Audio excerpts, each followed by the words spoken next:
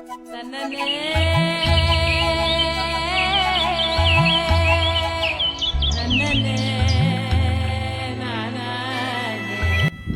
மக்களே, welcome back to our channel. Yes, இன்னைக்கு நம்ம என்ன பார்க்க போகிறோம் அப்படின்னா why we choose agriculture. Yes, விவசாயத்தை தேர்ந்தெடுத்ததற்கான காரணம் என்ன? ஏன் அப்படின்னா, உணவே மருந்துன்னு சாப்பிட்ற சாப்பாட்டில் மருத்துவ குணம் இருக்குன்னு தெரிஞ்சு சாப்பிட்ட காலம் போய் இப்போ இருக்க மாடர்ன் லைஃப் ஸ்டைலுக்கு அடாப்ட் ஆகி இதுதான் நடைமுறை, இப்படித்தான் இருக்கணும், இப்படிதான் சாப்பிட்ணும் அப்படின்னு அதே ஃப்ளோவில் போக ஆரம்பிச்சிட்டோம். நேச்சுரல் ஃபுட்ஸ் இல்லாமல் fast food, junk foods, oily foods, sugary items, அப்புறம் ஒயிட் சுகர் யூஸ் பண்ணி பண்ணுற ஸ்வீட்ஸு, மைதா, பாலிஷ்டு ரைஸ், கெமிக்கல்ஸ் யூஸ் பண்ணி பண்ணுற ஃப்ரூட்ஸ், வெஜிடபிள்ஸ், இந்த மாதிரி எல்லாம் சாப்பிட்றதுனால உடம்புக்கு தேவையான நியூட்ரியன்ஸ் கிடைக்கிறதில்ல. அப்படி கிடைக்காதனால நம்ம இம்யூன் சிஸ்டம் ரொம்ப வீக் ஆகுது. இப்போ நார்மலாக ஒரு ஃபீவர் வந்தால் கூட அதை தனக்குத்தானே குணப்படுத்திக்கக்கூடிய அந்த இம்யூன் பவர் நம்ம கிட்ட அவ்வளவா இல்லை இப்போ இருக்க காலகட்டத்தில். அப்படி இம்யூன் சிஸ்டம் வீக் ஆகுறது மட்டும் இல்லாமல் சரியான தூக்கம் இல்லாதது, ஃபிசிக்கல் ஆக்டிவிட்டீஸே இல்லாமல் ஒரே இடத்துல உட்காந்த மாதிரி வேலை பார்க்குறது, அப்புறம் ஒர்க்லேயோ இல்லை வீட்டில் இருக்க ஃபினான்சியல் கிரைசிஸ்னாலேயோ ஸ்ட்ரெஸ்ஸு, ப்ரெஷர் இதெல்லாம் வர்றதுனால இதெல்லாம் மொத்தமாக சேர்ந்து பாடி ஹெல்த்தை அஃபெக்ட் பண்ணும். அதனாலேயே மேபி 18-20 வயசில் இருக்கவங்களுக்கு சுகர் வருது, 30-40 வயசுலேயே ஹார்ட் அட்டாக் வருது, பிறந்த சின்ன குழந்தை கொண்டு கண்ணாடி போட்டிருக்கு. இது எல்லாத்துக்கும் மொத்தமாக காரணம் அப்படின்னு கேட்டால் அப்பட்டமா நம்ம சாப்பிட்ற சாப்பாட்டு முறை தான். சாப்பாட்டு முறை அப்படின்றது எவ்வளோ முக்கியமான ஒன்றுன்றது உங்களுக்கும் தெரியும், எனக்கும் தெரியும், ஏன் எல்லாத்துக்குமே தெரியும். அந்த காலத்தில் எல்லாமே கம்பு, கேப்பை, சோளம், வரகு, தெனை, சாமை, குதிரைவாளி, இந்த மாதிரி இப்படிப்பட்ட அரிசியை தான் சாப்பிட்ருக்காங்க. இப்படிப்பட்ட பயிர் வகையை தான் மக்கள் உண்டிருக்காங்க. அதனால தான் அவங்க அவ்வளோ ஸ்ட்ராங்காக இருந்திருக்காங்க, அவ்வளோ விவசாயமும் பார்த்துருக்காங்க. ஆனால் அவங்க அந்த காலத்து எல்லாமே அதை வெறுத்தாங்க. ஏன் வெறுத்தாங்க அப்படின்னா, நெல்லுச்சோறு அப்படின்ற ஒன்று ரொம்ப பரவலாக இருந்துச்சு. பணக்காரங்க மட்டுமே சாப்பிடக்கூடிய அரிசி அதான் சொல்லல, பணக்காரங்க மட்டுமே தான் அந்த அரிசியை சாப்பிடுவாங்க. அப்படின்னா நீங்கள் நினைக்கிற மாதிரி வேறு எந்த அரிசி கிடையாது. நம்ம சாப்பிட்ற வெள்ளைச்சோறு தான் அந்த காலத்தில் பணக்காரங்க மட்டும் சாப்பிட்றது, சரிதானே? அந்த அரிசியை தான் மக்கள் எப்படா சாப்பிடுவோம் அப்படின்னு நினச்சிட்டு இருந்தாங்க. ஆனால் இதிலிருந்து அவங்க அதை மாறும்போது அவங்களுக்கு தெரியல, நம்ம எப்படிப்பட்ட ஒரு கலாச்சாரத்தை, எப்படிப்பட்ட ஒரு சாப்பாடு முறையை அடுத்து வர தலைமுறைக்கு நம்ம விட்டுட்டு போகிறோம் அப்படின்றது அவங்களுக்கு தெரியல. ஏன்னா அதில் இருக்க சத்து வேற, இதில் இருக்க சத்து வேற. அது உங்களுக்கும் தெரியும், எனக்கும் தெரியும், ஏன் அவங்களுக்கும் தெரியும். ஆனால் அது எல்லாரும் பணக்காரங்க சாப்பிட்றதுனால அவங்களுக்கு அது பெருசாக தெரிஞ்சிருக்கு. ஏன் நம்ம அதை சாப்பிடக்கூடாது அப்படின்ற ஒன்று தெரிஞ்சிருக்கு. அதனால தான் மக்கள் நம்ம சாப்பிட்டு பார்க்கணும்னு சாப்பிட்டாங்க. அதை அப்படியே பரவலாக தொடர்ந்து வம்சமாக இப்போ கலாச்சாரமாகவே வந்துருச்சு, சரிதானே? சரி, நான் அரிசி சாப்பிட்ற தப்பு சொல்லலை. ஆனால் அந்த அரிசியில் ஏகப்பட்ட வகைகள் இருந்துச்சு. இப்போ கிடையாது, முதல் நிறைய வகைகள் இருந்துச்சு. கருப்பு கவுனி, மாப்பிள சம்பா, ரத்தசாலி, இப்படி எனக்கு தெரிஞ்சது கொஞ்சம் தான். இன்னும் ஏகப்பட்ட அரிசி வகைகள் இன்னும் இருந்துச்சு, முதல் காலத்துல இருந்துச்சு. அப்படிப்பட்ட அரிசி வகைகள் இது எல்லாமே வர்ற காலப்போக்குள்ள கொஞ்சம் கொஞ்சமா குறைஞ்சு இப்போது இல்லாமலே ஆயிடுச்சு. எங்கேயாச்சும் ஒரு தோட்டத்தில் பார்க்க முடியுது, எங்கேயாச்சும் ஒரு கடையில் பார்க்க முடியுது. எங்கே பார்த்தாலுமே வெள்ளை அரிசி மட்டும்தான் இருக்குது. நான் வெள்ளை அரிசி தப்பு சொல்ல மாட்டேன். அதே நேரம் நம்ம விட்டு எந்த பாரம்பரியமாக நம்ம சாப்பிட்டு வந்தோமோ அது எல்லாத்தையுமே நம்ம திரும்ப எடுத்துக்கணும். அதுதான் நான் சொல்ல வர்றது. இப்போ இருக்க காலகட்டத்தில் நம்ம எல்லாருமே ஐடி துறையை நோக்கி போய்த்தான் ஆகணும். ஏன்னா இப்போ இருக்க காலகட்டம் அப்படி தான் ஆயிடுச்சு, சரிதானே?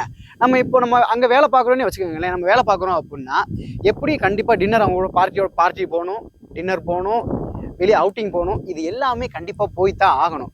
மீட்டிங் போகிறோம், அதுக்கப்புறமேல எங்கேயாச்சும் போகிறோம், வேலை விஷயமா டீமோட போகிறோம் அப்படின்னா கண்டிப்பாக நம்ம போய் தான் ஆகணும், போகாமல் இருக்க முடியாது. அப்படி போனால் நம்ம கண்டிப்பாக என்ன சாப்பிடுவோம்? ஒரு 5 ஸ்டார் ஹோட்டல் போகிறோமோ, 3 ஸ்டார் ஹோட்டல் போகிறோமோ, எங்கேயோ போகிறோம்னு வச்சுக்கோங்க. அப்படி ஹோட்டல் போனால் நம்ம என்ன சாப்பிடுவோம்? கூட்டமாக போயிருக்கோம், அங்கே என்ன சாப்பிடுவோம்? எடுத்தோட்டையுமே என்ன சொல்லுவோம்? சிக்கன் வேணும், இந்த மாதிரி ரைஸு, நூடுல்ஸு, இந்த மாதிரி காஸ்ட்லியான ஐட்டம் தான் சாப்பிடுவோம், சரிதானே? ஏன் சாப்பிட்றோம் அப்படின்னு சொல்லி பார்த்தீங்கன்னா அது ஒரு பழக்கமாகவே ஆயிடுச்சு நமக்கு, சரிதானே? மீட்டிங் கண்டிப்பாக போய் தான் ஆகணும், அதே மாதிரி டின்னர் போய் தான் ஆகணும். அப்படின்றக்கப்ப அங்கே போயிட்டு ஹோட்டலில் போயிட்டு எனக்கு ஒரு கேப்பக்கூழ் கொடுங்க, ஒரு கம்மங்கூழ் கொடுங்க அப்படின்னு இப்போ இருக்க காலத்தை கேட்க முடியுமா? கேட்க முடியாது. யாராவது பைத்தியக்காரன் இங்கே எதை கேட்குறியாம் பாரு, சரி காஸ்ட்லியான ஹோட்டல் அப்படி சொல்லுவாங்க, சரிதானே? அப்படி சொல்கிறப்ப ஏன் அப்படி சொல்கிறாங்க அப்படின்னா, இந்த கம்பு, கேப்பை, வரகு இது எல்லாமே இப்போ விலை மதிப்புன்றது மக்கள் மத்தியில் கம்மியாயிருச்சு. அதனால பெரிய பெரிய நிறுவனங்கள் பெரிய பெரிய கடைகள்லாம் இருக்கிறது கிடையாது. இப்போ நம்ம அதிகமாக விரும்பி சாப்பிட்றது கோழி, ஆடு, அதுக்கப்புறமேலு இன்னும் ஏகப்பட்ட ஐட்டம் இருக்குது. ரைஸு, நூடுல்ஸு இப்படி தான் சாப்பிட்டுட்டு இருக்கோம். இப்படி நம்ம சாப்பிட்டுட்டு நம்ம உட்காந்து வேலையும் பார்க்குறோம். சரி தானே? பார்க்குற வேலை உட்காந்து பார்க்குறோம். சாப்பிட்ற சாப்பாடு இப்படியே இருக்குது.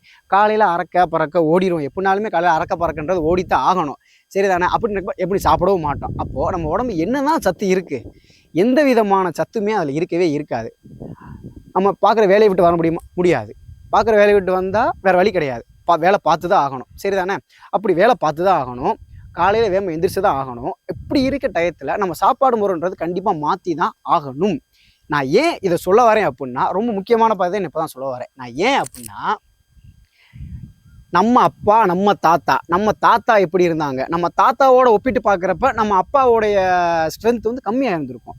நம்ம அப்பாவோட ஒப்பிட்டு பார்க்குறப்ப நம்மளுடைய ஸ்ட்ரென்த் கம்மியாக இருந்திருக்கும்.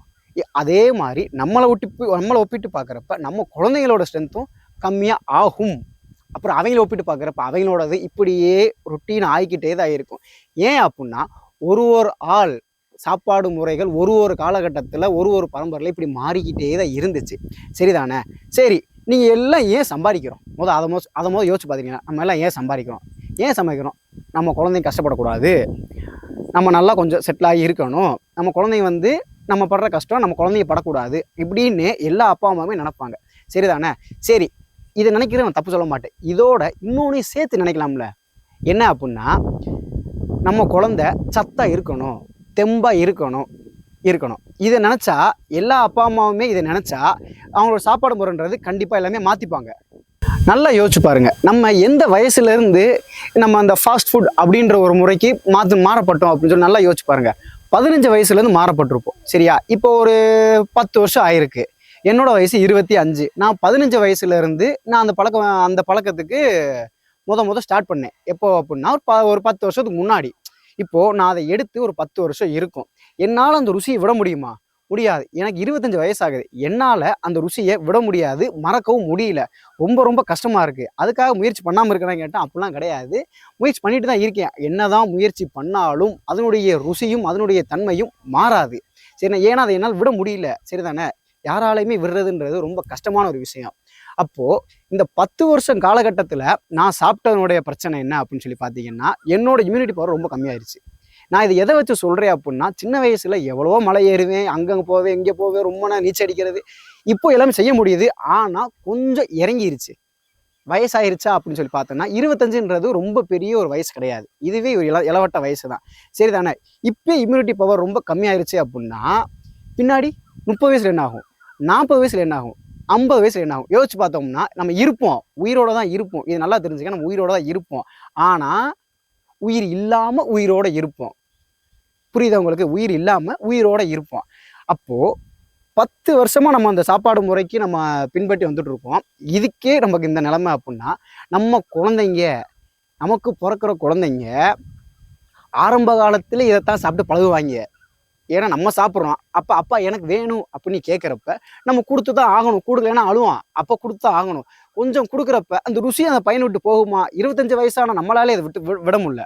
அப்போது குழந்தையால் விட முடியுமா? விட முடியாது. அப்போ அழுதுகிட்டே இருப்பான். அதுக்கப்புறம் நீங்கள் கசப்பா நீங்கள் கீரை கொடுத்தாலும் சரி, வேப்பெண்ணெய் கொடுத்தாலும் சரி, நீ எதை கொடுத்தாலும் சரி, அவன் நாக்கு மாறுமா? மாறாது.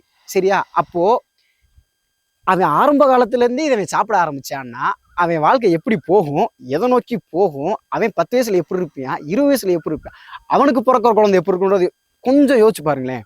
சரி, இதெல்லாம் நான் யோசிச்சு பார்த்தேன். சரி தானே? நம்ம எப்படி இருக்கோம், நம்ம பிறக்கிற குழந்தை அப்படி இருப்போம். இப்படியே மாறிக்கிட்டே இருந்துச்சு அப்படின்னா இதோட முடிவு தான் எங்கே அப்படின்னு சொல்லி பார்த்தீங்கன்னா, உயிர் இருக்கும் ஆனால் உயிரற்ற உடலாக நம்ம சுற்றி திரிவோம். சரி தானே?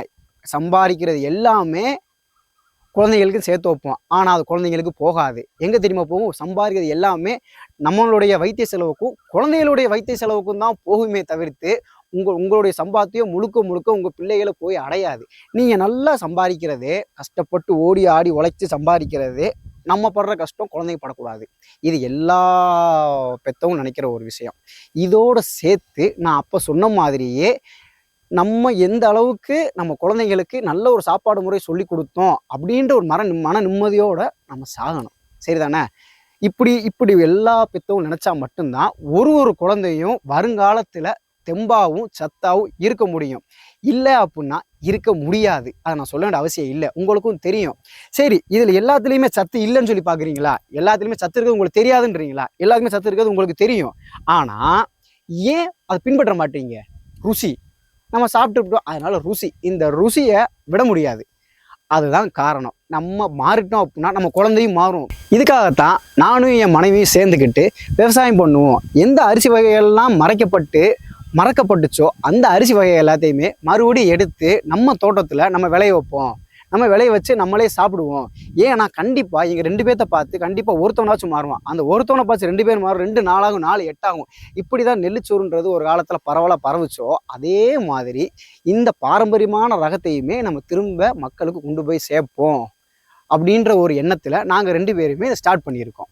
இதுதான் நாங்கள் முழுக்க விவசாயத்துக்கு வரப்பட்ட ஒரே ஒரு உண்மை காரணம். இது மட்டும்தான். நன்றி.